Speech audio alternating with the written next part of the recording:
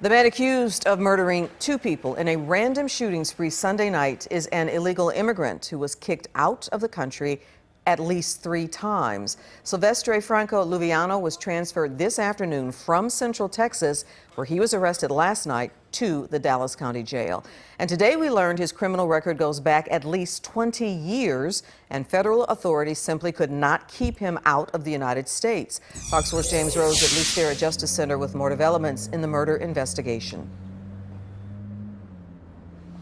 Well, Clarice, I can tell you, with Franco Luviano now safely in the Dallas County Jail, focus now shifts to what he's charged with. And given the violent and deadly crime spree he's accused of, I'm told capital murder is very likely going to be one of the charges, and the death penalty, it may well be on the table as well. Franco, did you kill 2 people? Did you shoot at people driving down the road? Only Fox 4 News was there when 40-year-old Silvestre Franco Luviano was escorted into the Dallas County Jail. He had nothing to say, facing 2 counts of capital murder and possibly charges for kidnapping and robbery.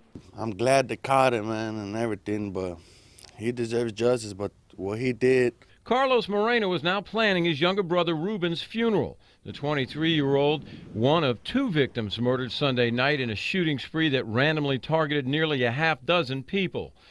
Cedar Hill police identified the suspect as Silvestre Franco Luviano. But it became clear after his arrest Tuesday night at an apartment in Georgetown, he was a man who went by many names.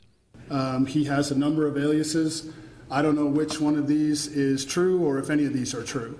Georgetown police booked him as Guillermo Franco, and he's no stranger to immigration authorities.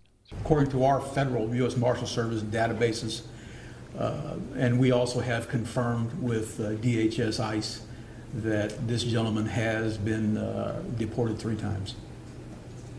That I can confirm. Immigration officials say Franco Luviano was first deported in June of 1996 after a criminal conviction.